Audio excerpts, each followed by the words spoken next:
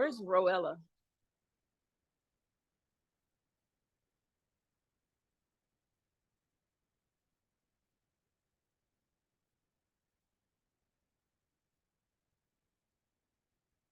Aloha. If we could get everyone to come inside and take their seats, we would love to get started here with our program.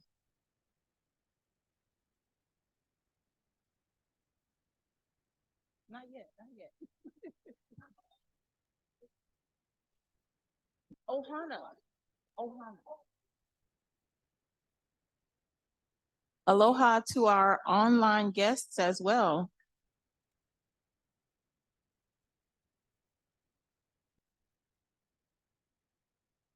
For the folks outside, please come join us inside where it's dry.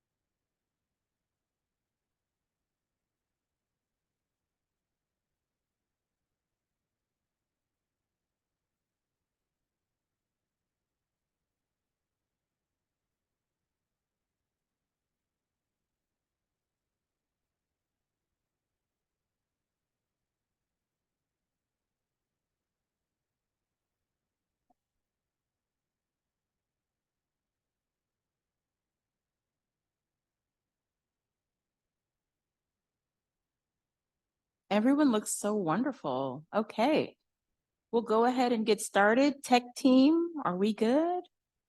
All right, please continue to eat, to slide your business card to your fellow friend in public health. And I'd like to say aloha and welcome. My name is Dr. Kamania Graham-Tutt, and I'll first start with a land acknowledgement. It is with profound reflection that we offer up this land acknowledgement, acknowledging Hawaii as an indigenous space whose original people are today identified as Native Hawaiians. The Hawaii Public Health Association aligns with the American Public Health Association's commitment to improve the health of the public and achieve equity in health status. It is with much aloha that I, Dr. Kamania Graham-Tutt, the outgoing president of the Hawaii Public Health Association, offer up this land acknowledgement to welcome all gathered in this aina.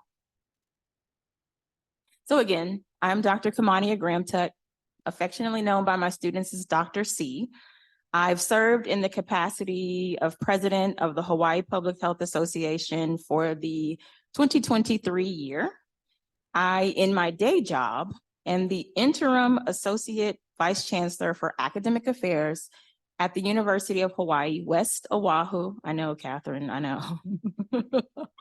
And I'm also an associate professor in community health for the Math, Natural, and Health Sciences Division. Not only am I all of those things, but I am also a lifetime member of HPHA. If you're new today, the Hawaii Public Health Association, established in 1945, is an affiliate to the American Public Health Association. Shout out to all of those who went to APHA. We know it was a journey. APHA has been influencing policies and setting priorities in public health since 1872.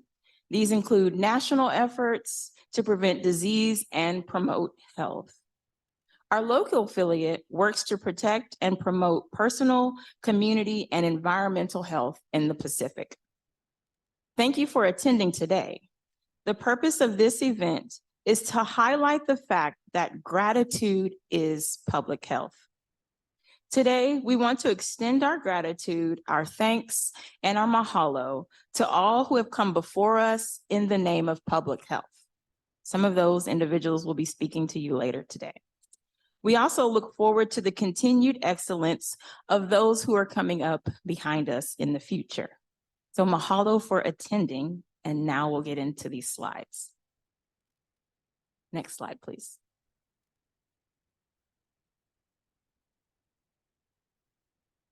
Next slide. That's me again. Outgoing, they forgot to put outgoing president. I'll first start off by thanking each and every one of our sponsors. We sincerely appreciate how much you give to HPHA, your kindness, your support, and also your love. So we thank you for being here. We have folks in the back of the room that are also here as well, representing some of our sponsors. So please do yourself a favor and connect with them today. Next slide, please.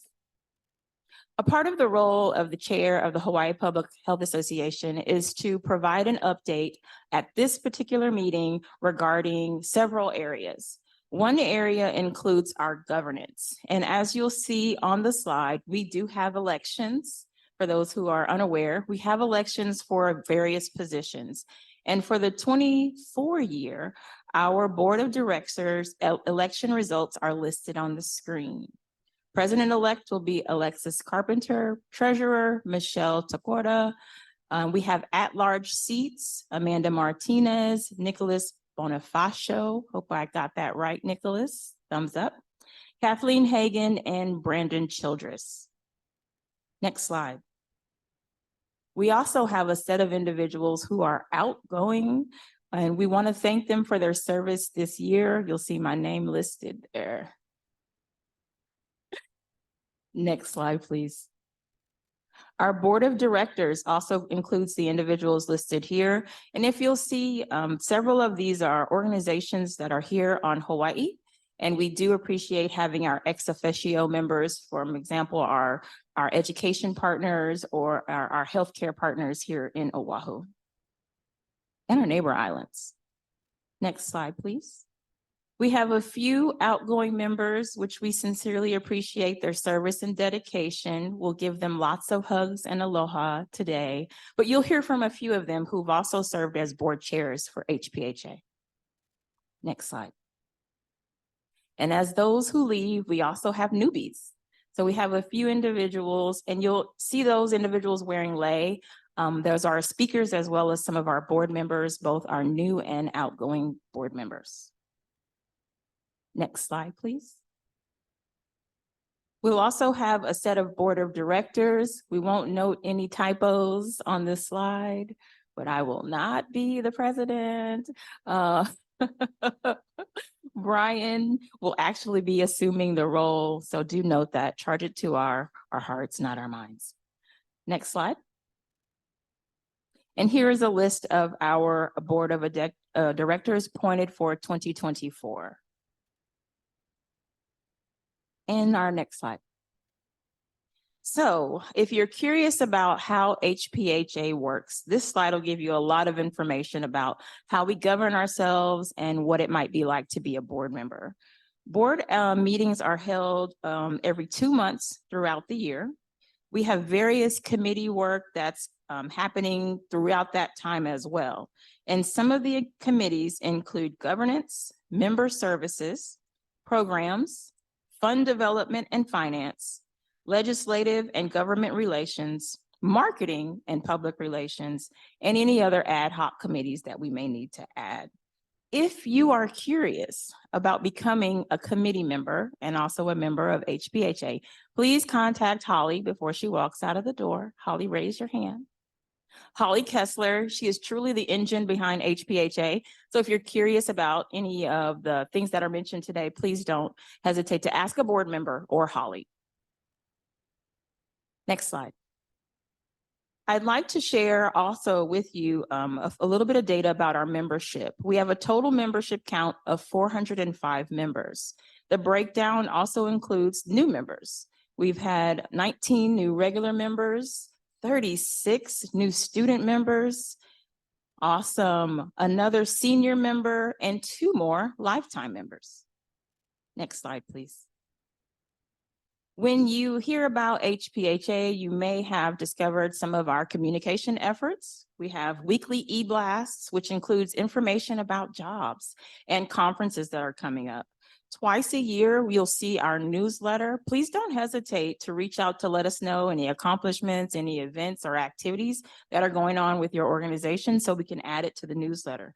We do have a website, a member portal. Of course, we have Facebook, Instagram, IG for those who want to follow us, and Twitter. Next slide, please.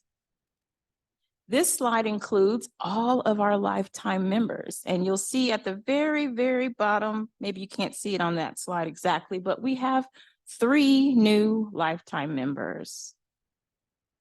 Next slide, please. If you're curious, our membership levels include a regular membership at $50. Student memberships are $20 after the first year is free. And I can share that lovingly because I was once in that role with the free membership. So it does pay off eventually. Our senior members are at $20 and our lifetime members are at $300. Don't hesitate to renew your membership today if you've forgotten or failed to do so. Next slide, please.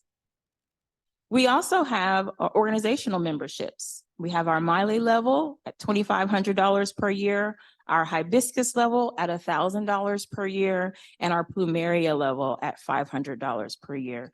And there's various incentives for your organization to become a sponsor with HPHA. Logos, website, you'll be branded there, communications, recognition, just like today at our annual meeting, individual memberships for your additional staff, and other benefits based on your particular level. Next slide is a photograph of all of our organizational members. If you don't see your organization listed here and you'd like to, do let us know. We can help you to do that. Okay, so that's probably enough talking from me, don't you think? So we do have some chairs that are here, and I actually thought it would be more personable if you could hear from some of those individuals that actually do the work as chairs.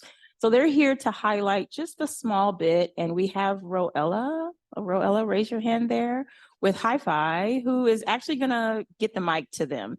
And so we'll start out with our programs committee report with either Brian or Amanda. Do you want to share anything? Next slide. They don't want to share because they put on this event today. So on your behalf, I will share that the Programs Committee hosts National Public Health Week in April and our annual fall meeting in the fall. And so they're probably tapped, right? Both events draw over 100 attendees with multiple sponsors, and they're actually major sources of revenue for HPHA. Thank you so much. Next slide. I don't see Vanessa here, but I would like to share that HPHA offers 2 paid $500 fellowships each year. They're semester long, and they provide students with the opportunity to learn about community board service. They attend our meetings and participate in planning our National Public Health Week or our annual meeting. You will actually hear from our fellow this year, Conan, who's pursuing his BA in public health at the University of Manoa, and his mentor is Annika Martin, who you'll also hear from today. We also have Jane Melody Julian, who's here today. Stand up for us, Jane. Yep, I put you on the spot. Hi, she's our past fellow. She's also pursuing her Bachelor of Public Health at Chaminade University and was mentored by Jane Smitten of HPU. Our mentors are actually our board members. So if you become a board member at HPHA, you're also eligible to serve as a mentor for one of our fellows. Next slide. Brian, are you still on mute? Okay. The next slide I'll breeze through for Brian, your incoming president. As I share more about our fund development report, we've had an increase in members since in 2023. We're pursuing more sponsorships for our events, which is really our biggest generator for revenue. And we have a pretty hefty account with no liabilities. Next slide is a breakdown of what that looks like for us. And again, if you have any specific questions about the numbers that you see on the screen, you can reach myself in the next 30 days or 30 minutes or Brian, our incoming president. Our next slide is in regards to our Legislative and Government Relations Committee, the OCADIA. Thank you. Hi, this is a busy slide, so I'll just give a summary. At HPHA, we have not introduced legislation, but rather we serve to advocate for member organizations and different organizations or members of our organization and other organizations who come to us and ask for our support. Some of the organizations who we have supported this past year is the American College of Obstetricians and Gynecologists Hawaii chapter, American Lung Association Hawaii chapter, Hawaii Public Health Institute, the Hawaii Academy of PAs, and the Hawaii State Center for Nursing. Some of the focuses of the legislation and on behalf of advocating for these groups is protection of reproductive health access and rights, tobacco and vaping, and anti-tobacco and vaping, expanding the scope of practice for PAs and APRNs. That was specifically attached to SB1, which is the protection of reproductive health access. If we're talking about health access, we also have to make sure we have the providers to provide that. So SB1 also included provisions around expanding the practice authority of PAs and APRNs. There was also a bill specific to respiratory therapists, where PAs and APRNs can oversee the work of respiratory therapists in hospitals. We also worked with the supported the American Lung Association in trying to introduce legislation for the DOE to stock bronchodilators to use during emergency asthma attacks, and also to extend the sunset date for an early lung cancer screening task force. At the bottom is just the specific bills. You can also go to the website to see the testimony that was written for those bills. Thank you so much. Yes, that committee has a great deal of work to do each year, and I believe they'll be ramping again here soon, very soon for January. Our next slide, and I know that Tanaya is at our welcoming table. Oh, thanks. All right, slides out of order. Colby will share about our marketing committee. All right. Hello, everyone. Colby from the marketing committee. We have a very easy, stress-free committee. So if you want to get involved and find an accessible way to support HPHA and Holly, this might be a really good opportunity. Actually, Holly learned Canva, and ever since then, we have a very, very easy. So props to Holly for figuring out Canva, because now we don't really do much. So if you want to get involved somehow, please join. Everything from giving Holly support with the newsletters to the e-blasts, finding ways to create good content for social media, thinking about how to better communicate with different populations in the public health sector. So, how do we reach out to our retirees or our students or people on the neighbor islands? This is all the things that we discuss at the marketing committee. So yeah, feel free to reach out to me if you want to get more involved, or tell Holly, and we'd love to support your potential growth opportunities with HPHA. Thank you. Thank you so much, Colby. And our next slide. Oh, Tanaya. She was at the table working, but I'll share as she maybe walks up. Tanaya serves as our affiliate representative to the Governing Council of APHA, and she actually attends every HPHA. This year she was in Georgia, and she participated in the conference that had over 1,300 attendees with lots of sessions. She actually got a chance to meet the incoming president, Ella Green Moten, who will also be making a short presentation today. The next APHA meeting will be held in Minneapolis in late October in 2024. And the National Public Health Week of 2024 will be held in April the 1st through the 7th with the theme of Protecting, Connecting, and Thriving. We are public health. Next slide, please. Oh, Tanaya, did you have something you'd like to share? Okay. All right, thank you so much. So as I conclude with all of our committee reports, I'd just like to share that our committee work is really, really important to HPHA's mission, and all HPHA members are invited to join committees. And so we know it's yet again another committee that you would be working on, but as you can see, these committees are working committees. And so we are very interested in having you to participate. While I'm not running away myself, I'm festive today because I'm leaving my role. I still will be an ex officio member of HPHA, so the work doesn't stop. So we really encourage you to participate in any way you can with HPHA.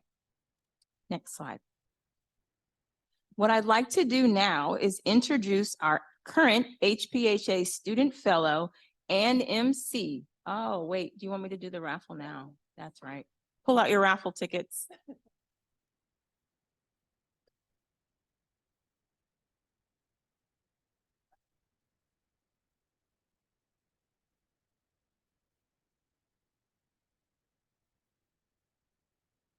I'll read all the numbers for the first one.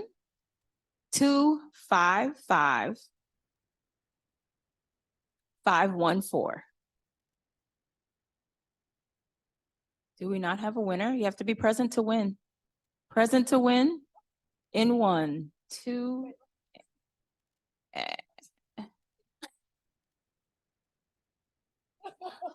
It's gotta be yours.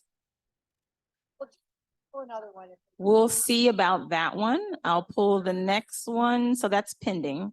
The next one is last 3 digits, 499. Yay, we have a winner present to win.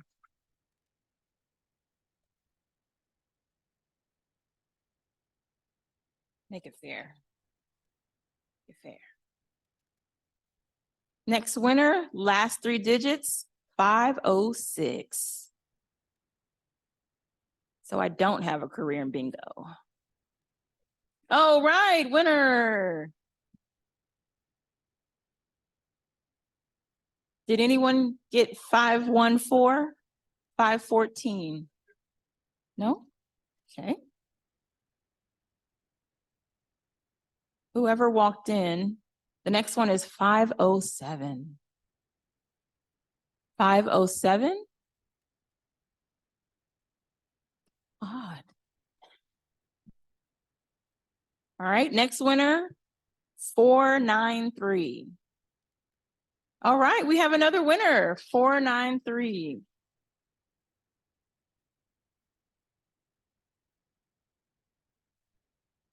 One more prize, one more prize. Let's get someone on this side of the room, right? Okay, it's only fair. Let's see if we did it. 535. Close enough, she's in the middle. All right there. Thank you so much for your participation, everyone. And we're going to move our program along, and I will introduce our student fellow and MC. Mr. Conan Weiss is an HPHA fellow and a senior at the University of Hawaii, Manoa, majoring in public health. He is also a program specialist at Papa'olokahi and their Malama program, which is focused on providing scholarships and other support to Native Hawaiians pursuing careers in health professions. He aspires to complete a master's degree in public health, specializing in Native Hawaiian and Indigenous health, and to continue efforts to improve the health and well-being of Native Hawaiians and others in Hawaii. In his few moments of free time away from his studies and work, Conan enjoys exercising, reading, and spending time with loved ones. Please welcome Conan.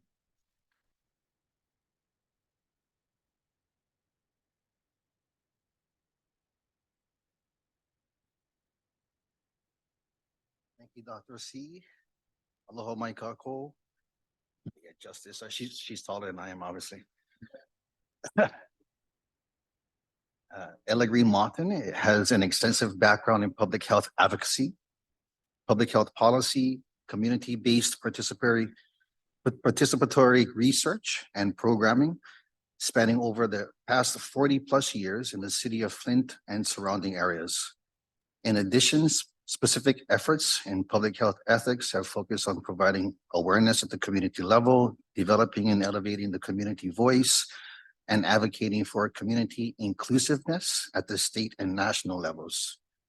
Her areas of expertise include facilitating community, academic, and practice partnership building and sustainability, developing, managing, and evaluating community-based projects, and training programs for graduate students, community members, as well as middle and high school students, partnering with community-based organizations, schools, and public health agencies.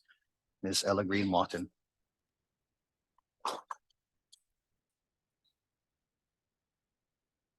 Aloha and welcome to the 2023 annual meeting of the Hawaii Public Health Association. I'm Ella Green Moten, president of the American Public Health Association, more commonly referred to as APHA, and I am honored for this opportunity to offer these words of welcome, encouragement, and gratitude. While APHA is the national voice on public health, we recognize that we could not be as successful as we have been over the years without the complementary efforts of all of our APHA units, especially the affiliates, which is a group that is 50+ strong, who are independently established, but who advocate for the APHA priority areas from public health infrastructure to climate change, as well as champion the same goals as APHA, which are to promote, protect, and advocate for the public's health. We celebrate you, the Hawaii Public Health Association, for your dedicated service over the past 78 years, beginning in 1945, and offer a special thanks to the HPHA leadership, as well as members and supporters for planning and convening this awesome space, focusing on gratitude and public health. Building on your meeting theme, gratitude is public health, I'm reminded of the subtle yet ever-present healing properties generated by the humbling and thankful spirit embedded in acts of gratitude.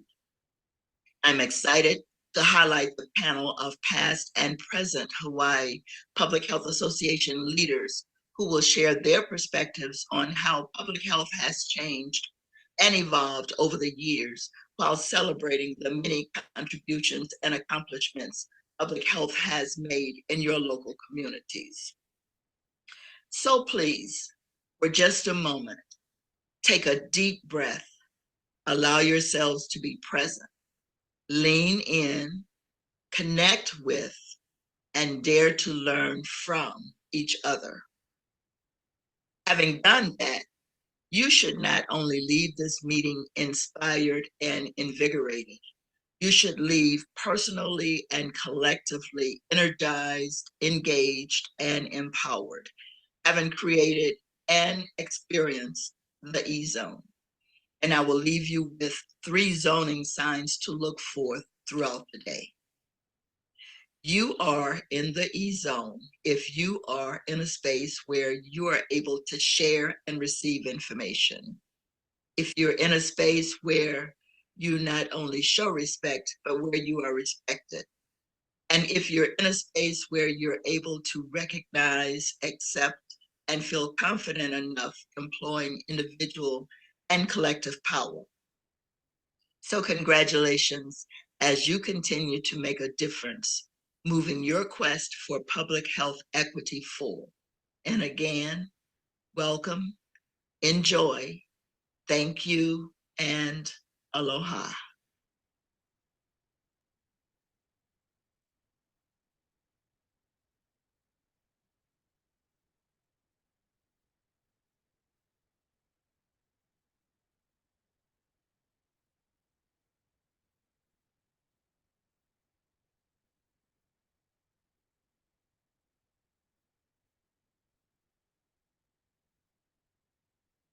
Hello, everyone. My mentor, Annika Martin.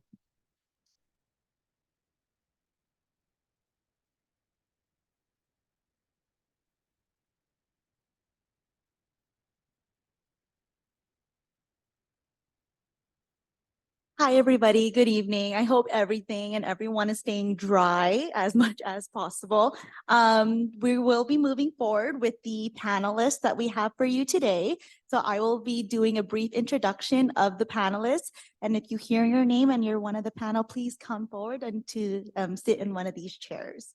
So our first panelist is going to be Dr. Michelle Lonnie Bray, online RN to BS Program Director, Assistant Professor, and Nurse Educator with the UH Manoa Nancy Atmosfera Walsh School of Nursing. I hope I pronounced that correctly. Dr. Bray has continued to advance public health in Hawaii with unwavering commitment for more than 30 years. Bray has been exceptionally committed to raising awareness among nurses regarding the growth importance of attaining knowledge and skills in awareness among nurses regarding, and skills in public and population health to address major societal trends impacting health. She believes in the importance of preparing nurses for future public health challenges, such as climate change, adaptation, disaster readiness, and the sustainability of our AINA. Our second panelist is Dr. Deborah Gobert, professor at the University of Hawaii John A. Burns School of Medicine, Department of Psychiatry and Office of Public Health Studies, is an inaugural member of the Prevent Suicide Hawaii Task Force and is the current co-chair. She is the co-director of Hawaii's Caring Systems Initiative for Youth Suicide Prevention, and the Community Engagement and Outreach Core Director for the Center for Pacific Innovation, Knowledge and Opportunity. Dr. Gobert is a past Hawaii Public Health Association Board President from 1996 to 1997. Our third panelist is Dr. Christina Higa, co-director of the Pacific Basin Telehealth Resource Center and as an associate director of the Telecommunications and Social Informatics Research Program. She is also an associate faculty specialist at the College of Social Sciences and an adjunct assistant professor in the Department of Medicine at the John A. Burns School of Medicine, University of Hawaii at Manoa. Her responsibilities encompass managing various intergovernmental cooperative agreements for health information technology and social informatics research projects in Hawaii and the Pacific Islands. Dr. Higa's research interests center around health equity, digital healthcare, policy, and technical innovations aimed at enhancing access to quality healthcare for rural and underserved communities. Our fourth panelist today is going to be Dr. Tanya Lowry St. John, Principal Investigator of Hawaii Health Data Warehouse in the Thompson School of Social Work and Public Health at the University of Hawaii at Manoa. Dr. Lowry St. John holds a master's in public health from the University of Connecticut and a PhD in epidemiology from the University of Hawaii. She has extensive work experience with public health surveillance data and a passion for making that data accessible and available to the public. She is also the co-editor of the Hawaii Journal of Health and Social Welfare. So with that, we open up the panel to any questions that the audience may have. And they'll vast us in their great knowledge in the world of public health. So with that, does anyone have any questions from the audience?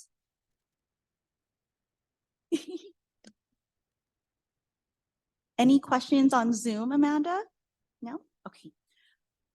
Well, I'll be the eager one and start the first question, and hopefully that kind of boosts everyone's motivation to ask another question. So my first question is, in your opinion, what has worked well to support students and or funding in the field of public health? Can we start with Dr. Michelle Lannie Bray? Since I have the mic right here. Aloha kakao, everybody. I think I best can describe things from a public health nursing perspective. To start with that before I go further into public health domains. At the University of Hawaii, we do have an advanced population health nursing program. And that stems for students to be able to access into a master's program and come out knowing how to work with populations, communities, and address all of the different domains of public health with their constituents, with their policymaking, with working with community health centers and so forth. And so they are a nice additive when you have a nice collaborative approach of working with different sectors and different people and different topics. This master's program, I have to say, is 1 year. And I don't want to sound like a commercial right now, but I'm going to anyway. But you can enter it with your bachelor's and moving forward. You can also be an associate degree nurse, but have a bachelor's in another field and get accepted into the master's program. So we do have some that are just 1 year, 2 semesters, ending up with their master's in APH Ed. We also look at how they're moving along and putting them in the clinical settings and having them do capstones and projects and so forth. Within the last couple of semesters, the unfortunate incidents and events of the pandemic have really opened up a lot of funding, that I have to say. So nurses are surely needed. There's such a big shortage nationwide, worldwide. And we've been very fortunate in the state of Hawaii to have so many funders. And basically our students in the MS program in the past semesters had free tuition. It's just been phenomenal. And it continues. So I have to, say many thanks out there to the Hawaii Community Foundation and other scholarships that are available for students. But I think connecting it with looking at how we do our collaborative practices and interprofessional education. So while we're training our nurses, we're training them with public health students, we're training them with social work students. And so that brings that force into the workforce later, that they're grown up with this collaborative interprofessional, stemming from what they know from each other's jobs, and they can work on population health very well. So there's lots of funding, there's lots of collaborative and supportive work that we try to do out there. And I'll let the rest of my team talk further and add to this. Thank you so much. So I'm going to say in terms of public health that I think policy probably has the greatest impact in terms of making changes. And I think the way that works best is either through crisis. When something happens, people turn their attention to that. And the other is through connection. And so the more that we can tell our stories and get people to share the impacts that health has on them, the greater the difference we can make. I think the same is true for students in the sense that when they get the chance to work with you more directly in the field and to learn about what's happening and how to apply public health principles, that it really builds that strength.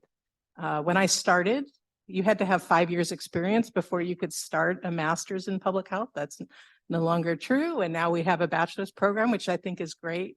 But to me now that makes it even more important to have that experiential part of the learning. Thank you. So I'm a specialist faculty and I don't have that much experience of working directly with students, except for one class that I need to teach a year. But I also work with students that are employed with us as graduate assistants, undergraduate student employment, and also internships.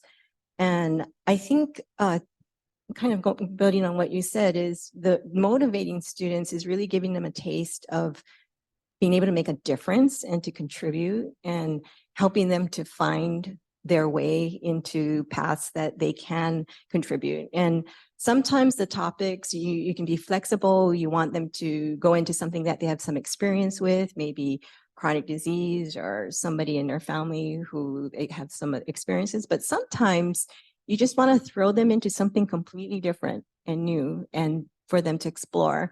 So I used to do this thing where whenever I brush my teeth in the morning, I would just pick a random TED Talk just so that I could learn something different and new. And then and then it would go on from brushing your teeth and getting your makeup on and driving into work. And then, it was kind of opening up to there's things that I would never think that I was interested in, but suddenly I found some angle to it. And so I think motivating students by giving them those opportunities and being flexible in some of the things that you sign, sometimes you want them to pick things that they're really, really, familiar with, and other times giving them the opportunity to explore. Wow, what a wonderful summary of great ideas.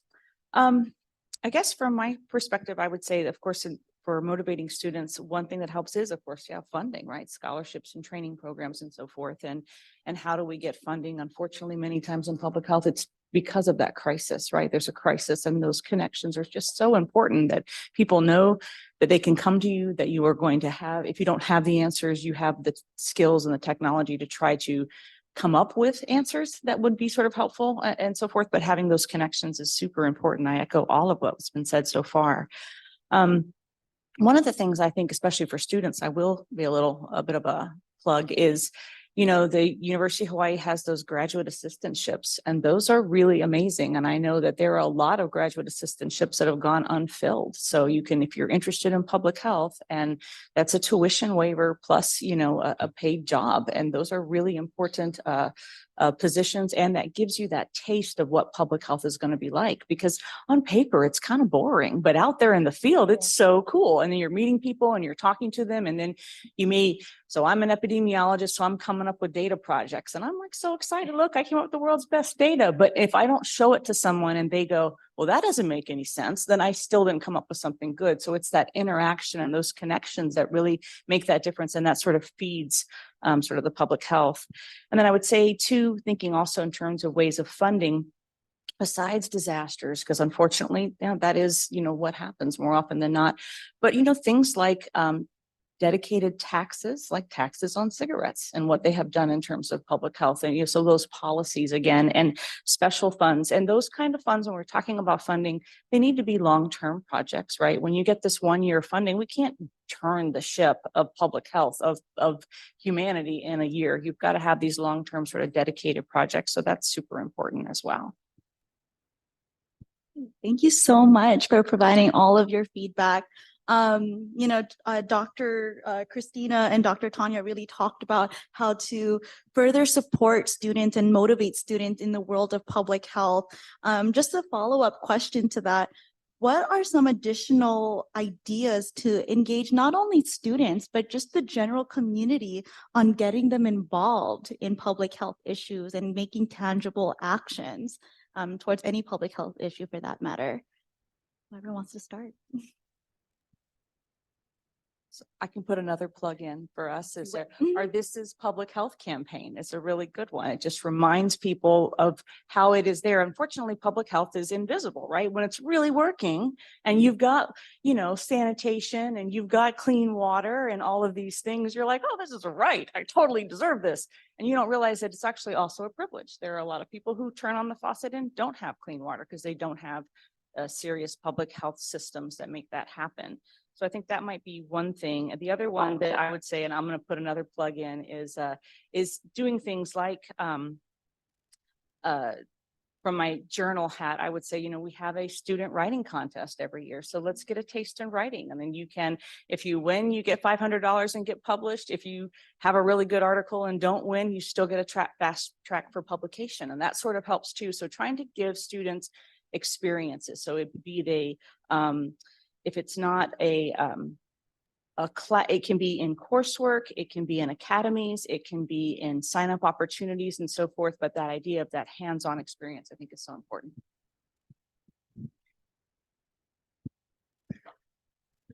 I think for me, from the community perspective, is that I think this is already and has always been a priority from community. And I think what's most exciting about the direction that we've been going in terms of public health now is this whole Indigenous track, because it allows us to tap back into what is known and has been known for a long time.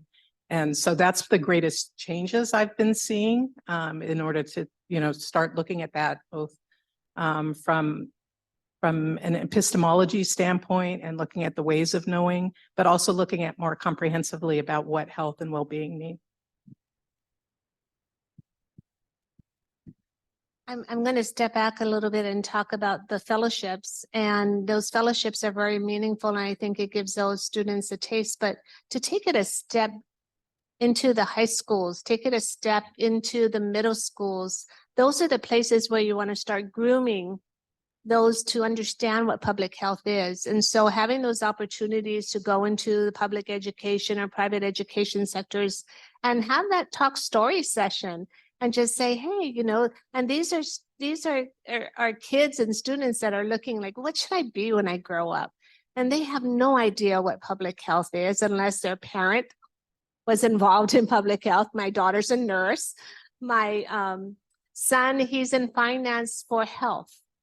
So, you know, those are those impressions that you make on children all the time. And I think if we start down in that level to give them an idea, also with all of us in this room, we are that elevator speech, and we are the ones that need to promote it more. We just had a conversation online this past week, which was interesting because I just came back from APHA. And from the nursing section, we were looking at how many people out there in their different colleges or their different public health departments have students coming in and doing internships or fellowships, and what are those lessons plans, you know, look like. And so this is something where the conversation is happening already. So something to think about further and further. I have a quick question. Hi. A quick question in relation to what you're speaking about our youth. And I often think about all of the other professions and all of the action figures or Barbies or whatever it might be that the child could play with in order to see what they would want to be. And while no one that I know of in here has created that figure yet, I'm very curious as to how we innovate public health. Because I think to your point about it being kind of, what is this? It's boring, it's still, it's flat until we have a pandemic and then you're washing your hands. What is it that we as a profession can do to heighten that a little bit for future generations? Innovation.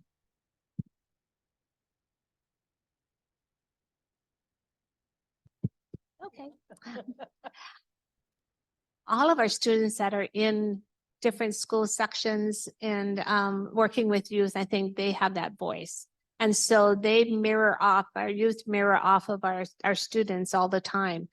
And our community does as well. So those of our universities that have students in faith-based organizations and community health centers, they're sometimes coupled with public health, coupled with social work, and coupled with other students. And so that is something I feel that is that time for those faculty and those students to give more information. But I'd love to see what that public health figure would look like. You know, what would that Barbie look like? Yeah, you know, and what would she be driving? You know, so there's an EV, of course. So, and she'd be wearing boots because it's raining. But those are things that I think we have to explore and be a little bit more with increasing our generational knowledge as well. And then I think we'll be successful.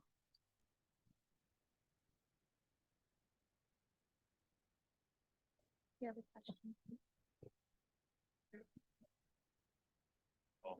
Hello, Seth. I'm an undergrad student I'm interested in like going to the clinical side of public health afterwards, but one question I had was, you know, a lot of like physicians, they are more science-based, but how do we get bridge the different sectors of public health that clinicians are more understanding of like social economic status and how it impacts health and just increasing our healthcare system to have more awareness of like the whole thing? I think that's a great question. And kind of tied to the two questions here, I was just going to say, you know, when we're talking about the public health action figure, it's hard to identify what that figure is going to look like because it's really multidisciplinary. I mean, you could be the disease detective, or you could be someone in policy or the clinical aspect with social determinants of health. So that was a really thoughtful question, which is kind of leading to you, like, this is interdisciplinary. So how do we approach that for the students who are in the different disciplines but need to cross? And I think we mentioned the interprofessional work, and I think people on this panel do more in that work than I do. So I'll see if they want to comment on that. I just, one of the things, because I am in the medical school, so I teach in the clinical programs.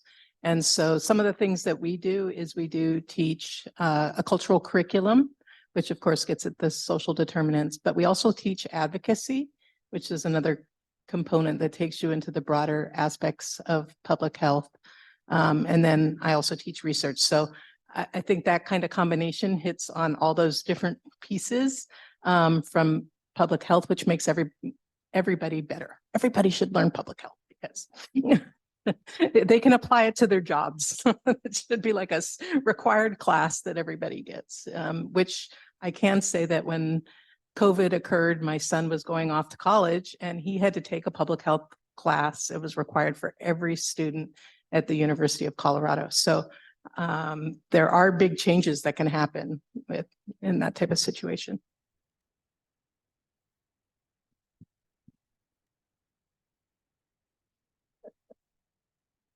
My question kind of feeds off what you just said, and that is, and somebody referred earlier to when a crisis happens. So the pandemic being the crisis, the most recent crisis, and biggie. All of a sudden, public health was so important, and everybody was talking about it. And then it kind of fades away. And I think one of the problems is it is so diverse, and there's all these different components to it. And the easiest to explain maybe is clean water, clean air, and that. But then there's, after I got my MPH, people would say, well, what do you do? What does that mean? Are you a nurse? I mean, people, I think it's an image problem. People really don't have a sense of what public health is, what the breadth of it is. And it's, how should I say, not sexy as a profession because it's so diffuse. I think of myself as a public health groupie, because I was looking at my career pathway. And I was like, well, when I got into public health, HIV was just on the horizon. And I was like, oh, public health, that's an important area because I want my sex life to be different than what they're proposing. So that was my avenue. And I was like, I got in and I got my, and I didn't pursue infectious disease. And then it was, oh, look, now we're turning our attention to injury. And voila. I was an injury prevention epidemiologist, and that's what I worked on when I, started. And then I was like, oh, I'm going to change course. Oh, guess what's hot and new now? Mental health. Well, here I am. I work in suicide prevention, and I switched channels again and started working right in mental health. And it's like, whoa, guess what? We're back to infectious disease. So there's always a hot topic in public health. There's going to always be something sexy and new that you can get people interested in. And then you just have to say, and you could study every other thing that you're interested in from there. So that's. Yeah, I would totally echo that. That's one of the things I tell people. I'm trained to approach a problem a certain way. You just give me a different problem, and now I can use those skills and approach that problem that way. So that you don't have to do maternal and child health your whole life, or injury your whole life, or domestic violence, or whatever. You can do those different, you can change around, which is a nice thing. But I think one of the other things that public health has to do is when you have those crises, right? We get in there and we do something, and then how do we make structures that last past that crisis, right? So like, okay, so now, for example, with the whole immunization issue regarding COVID. So we've had issues with immunization registries in Hawaii for ad nauseum, right? So then how do we make that piece of all the influx that's going into that, then create a better overall immunization infrastructure for the state that will persist past this crisis and help us avoid the next crisis. And then also, I think the big part of it is what you're saying is it does seem a little bit boring. We have to do a better job of marketing ourselves, right? I mean, I was sitting there just looking at the numbers for COVID, not an expert in COVID, but all of a sudden people knew what an epidemiologist was. Nobody asked me if I studied skin anymore. It was awesome. our fatality rate here in Hawaii was 1/4 of what it was in Alabama and Mississippi. So lucky you live Hawaii because you're alive because of that. We're not talking about that. We're not talking about our huge successes that we've had, and we need to do a better job. And I'm probably one of the geekiest people around, and I want all my data to be good and everything else and to be perfectly collected. And I want to be able to defend it in front of a crowd of people saying, you should have looked at that confounding variable. But if I can't put in an infographic to sell it to a teenager or a legislator, it's like I didn't do the work. And that's super important too. So how do we be excellent scientifically, but also translate our work into English and into pictures and into, or whatever language that our audience speaks that needs to know it, to be able to get that information to them. And then to go out and evaluate what we did and prove that it worked. And if it didn't, make it better. Thank you so much.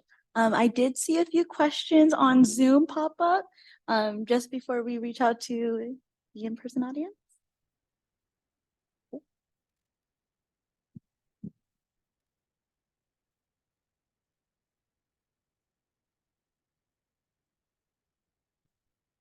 Would you like this one? Okay. Just gonna walk it over.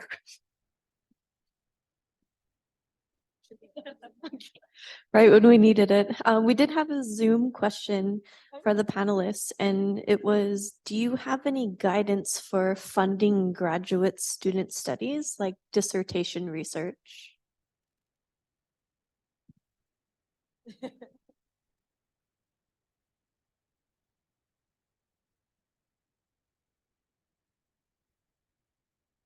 I would suggest pursuing some of the graduate assistantships because there's probably pieces there that you can pull off and create your own.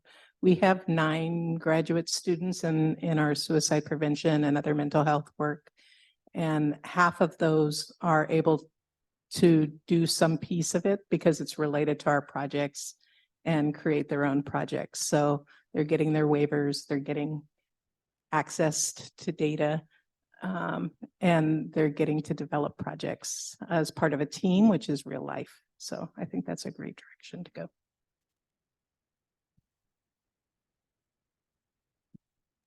And I think the other thing that I would say in terms of funding and looking at your dissertation and so forth is, and this is because I work at the university, but I'm not a pure academic, is what you need to do is to write a dissertation that is enough to get you your PhD so that you can go and write a grant and study whatever you want. So, I mean, that's the truth, right? And whatever is needed. So it's important to think about how do you use that as your one step. Eric was my dissertation advisor. And I remember we had this conversation that, well, no, but if this was the best thing I ever wrote, then I would be doing a disservice to public health. This should be my starting point, and from there I should go forward. So that's what I tell all my students is it needs to be enough because you're going to go out there and do great things. I would just add on your passion. I have to go back since I stopped at the mic. I don't think my job is boring. I think my job is exciting. And the people I talk to think my job is exciting. So I think it's also in how you sell it. So. Great. And I think we had one question in the audience. I don't know, there was a question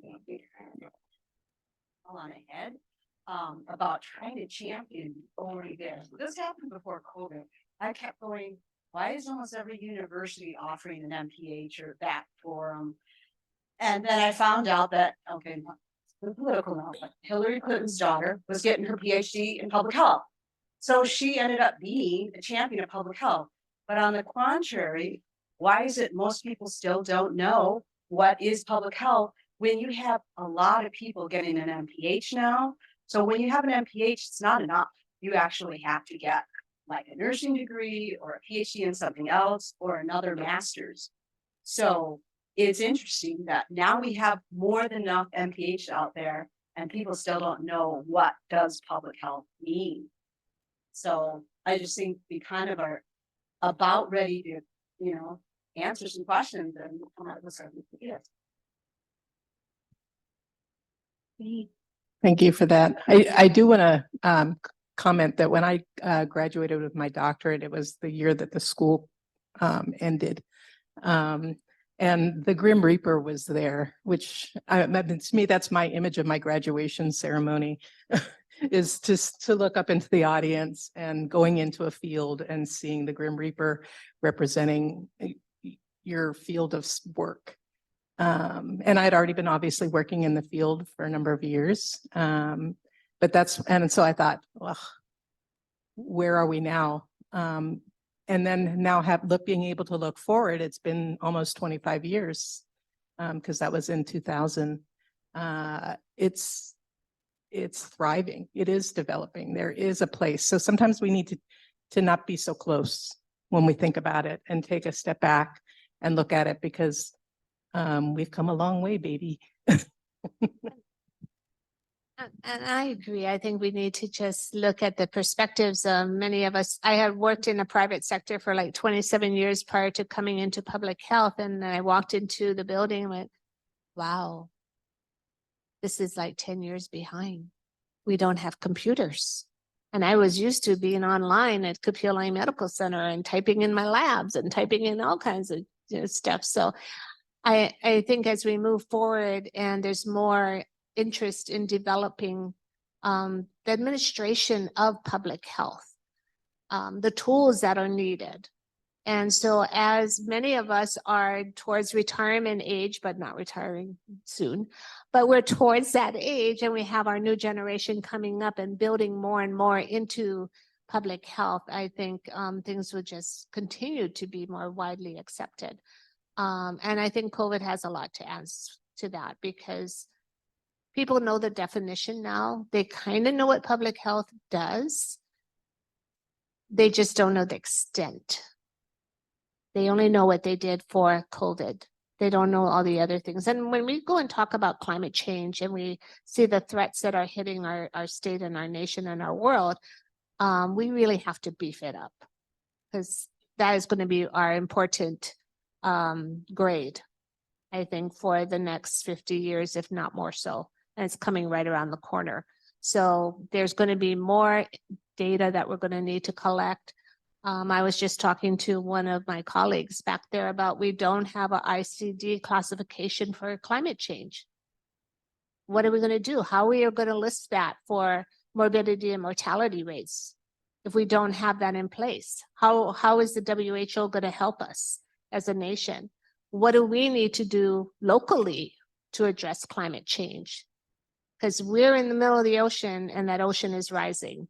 And we know what's happening to all our Pacific Islanders and atolls. So there's a lot of things within our system that we need to build. We need to produce better. I love using infographics. The students love infographics because they're used to it. They're probably better than I am in Canva. But I think it gives them the messaging and the social media to continue on. And through that messaging, people will learn more and more about the different aspects of public health. We have time for about one more question.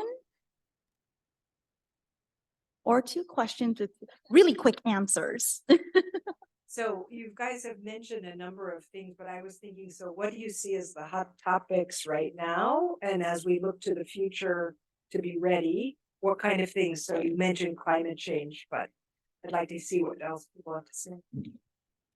Okay, so I have two things I'm thinking about, but one is, with the pandemic and everything, the convergence of physical, mental health, and spiritual kind of well-being. I think it's just maybe we're in a paradigm shift where there's a recognition and awareness of that. And so I think it's amazing to sit in a meeting and someone says, let's take 3 breaths. Let's just center, I'm at a conference and someone actually stops to do 5 minutes of centering. I mean, the president did that today with us to think about it. And so I think that's a benefit that came out somehow of recognizing the importance of the holistic wellness of someone. And I think that's a huge part of public health.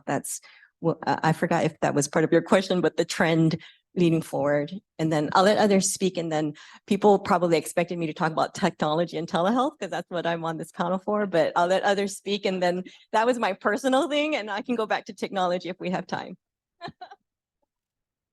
Those are great answers. And climate change, I totally agree. The other one I would think about is going to be the way our demographics of our population are changing in terms of the longevity and hopefully healthy longevity among the elderly. But the way that our whole population dynamic is changes in terms of the population over the age of 65 and what we're going to be doing for senior and end of life care and balancing the needs of our older citizens with the needs of our youngest citizens and what that's going to look like. I think that's going to be something that we're all going to be dealing with.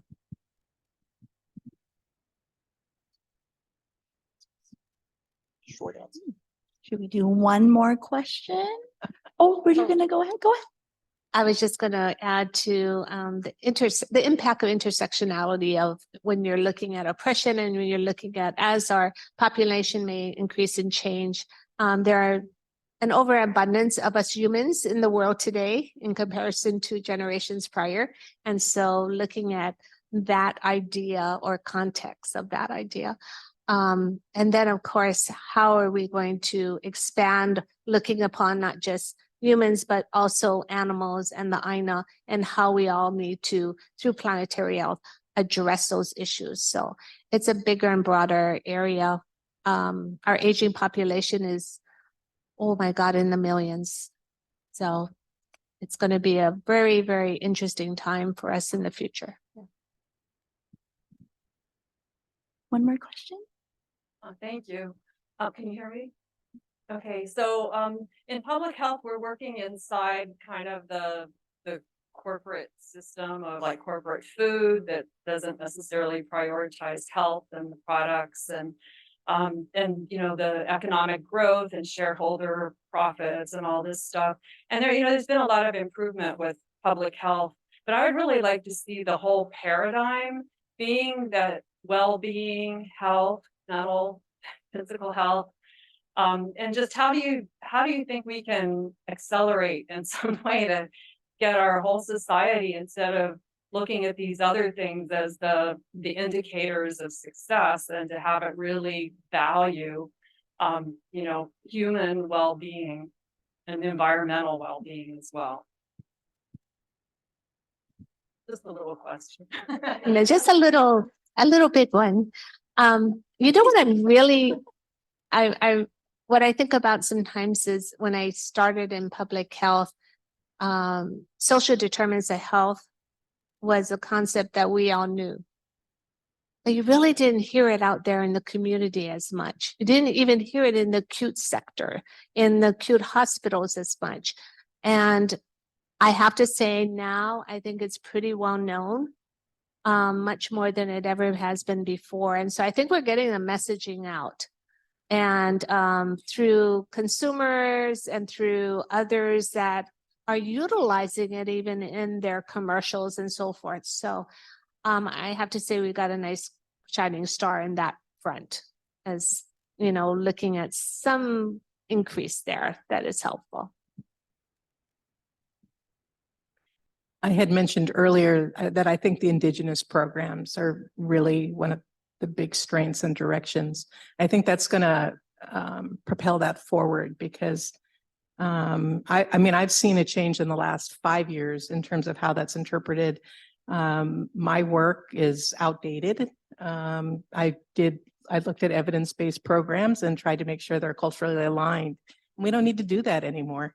We are now at a place where we're taking ground up programs, and those ground up programs are based in the land and stronger from a well-being standpoint. So I really see that advancing us forward in the next 5 to 10 years at a much more rapid rate than we've been able to do in, I don't know, what have I been working 40 years almost?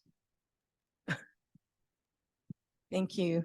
Yes, it really ties to my last comment about, you know, the holistic view of wellness. So I want to talk about technology, because technology has been always has such an impact in healthcare. I mean, if not just, you know, clinical breakthroughs, but let's talk about transportation, right? canoes from different islands, ships bringing different disease, jet planes, huge rapid pandemic because disease can travel so quickly. But when we think about, is there a role for technology for all the positive things to advance what you're talking about? And I think of AI, we have to talk about AI. You know, it's going to revolutionize everything we do, our whole world and the perspective of how we do things. And just as a specific example of maybe a good thing of AI, Waianae Coast Comprehensive Health Center has a Nuance software program that basically is in the exam room with a patient and a provider. And it not only transcribes, but it can capture the conversation. It can code it based on the conversation of different billing codes, maybe. It may be able to interject some decision support systems based on the conversation and the language being used. But the neat thing is it can spit out like, okay, here's the assist the provider with his or her patient notes, you know, and maybe give them a little bit more time, more quality time at home. For the biller encoder, that same conversation gets some information out, but then to the patient, it can give the patient, maybe this is the future of information that's relevant to them in their culture, that's tailored to them and the kind of environment and the food and, you know, stuff we can't really do right now, but maybe the technology can help us to get there, something like that. So those are the kinds of things I think maybe it's counterintuitive that technology can help us with, you know, spiritual, mental, physical wellness. But I think that using our creativity, we can get there, you know, that we can use that technology just as it help us get to the moon, right? It can help us to get there, but policies and everything like that all has to kind of be the structure for us moving forward. Awesome. Thank you so much. So on behalf of the attendees on Zoom and in person, we really want to express our gratitude to our panelists here today for sharing their insight.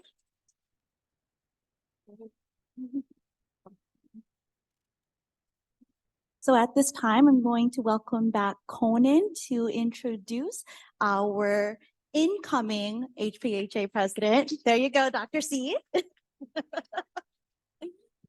Thank you so much for letting me moderate the panel today.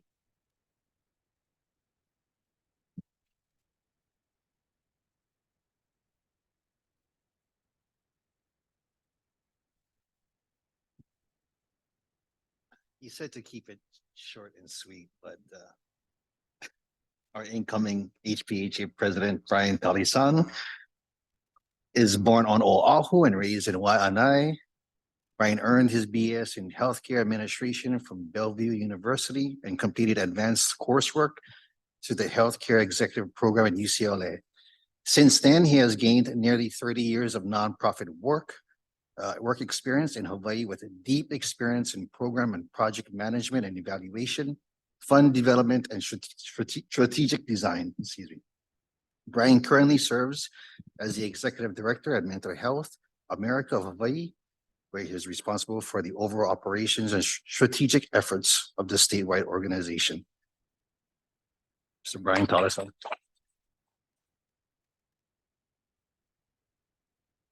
Thank you, Conan. Unlike Dr. C, I'll be brief. I'm just kidding.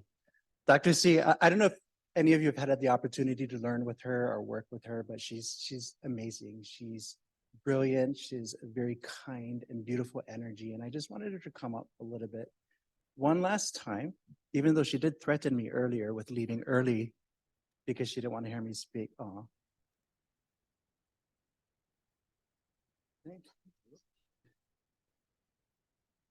We have a little gift for you from the board of the directors. And we know that you'll be around, and I appreciate knowing you. I think you're a great friend, and I've loved working with you so much. Thank you.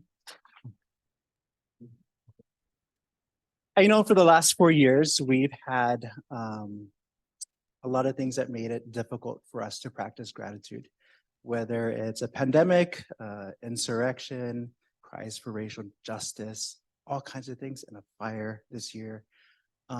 But I love the sentiment of this year's annual meeting is public health is gratitude, or gratitude is public health, because it really is. when we practice gratitude, we take care of ourselves, and that gratitude extends into the communities that we work with and the communities that we serve. And that's all I have, because I know for a fact that we're going to be running behind, and we are running behind just a little bit, but I do want to acknowledge the programs committee, which I'm chair of, but I did hardly anything. I do want to especially acknowledge Amanda Martinez, who is the other co-chair, who made it feel like I did something, but she's also my employee. So it was really nice to assign things to her. But there's others who have participated as well. And it's so good to see great familiar faces. I think I'm the only one on the board that doesn't have an actual public health degree. So we're just going to see how things work next year. We're going to wing it. But so many familiar faces. I've seen a lot of you in person back to the 1900s. Some of you I've only seen in a little square on Zoom. But I'm looking forward to working with you. I also want to thank Holly. Holly likes to dwell in the shadows.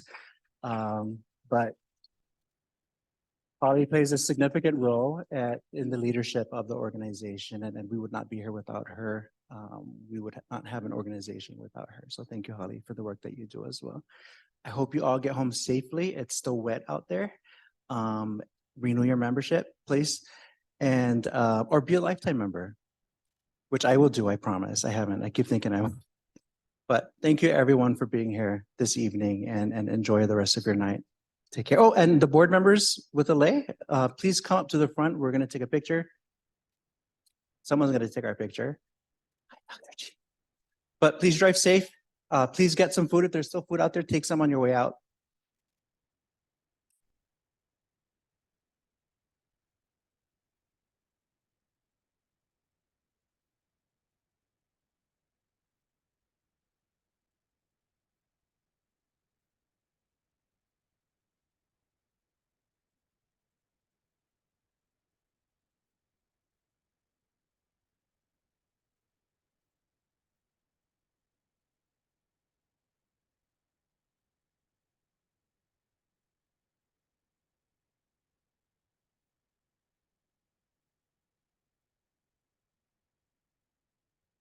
So new board members and speakers as well, please come up.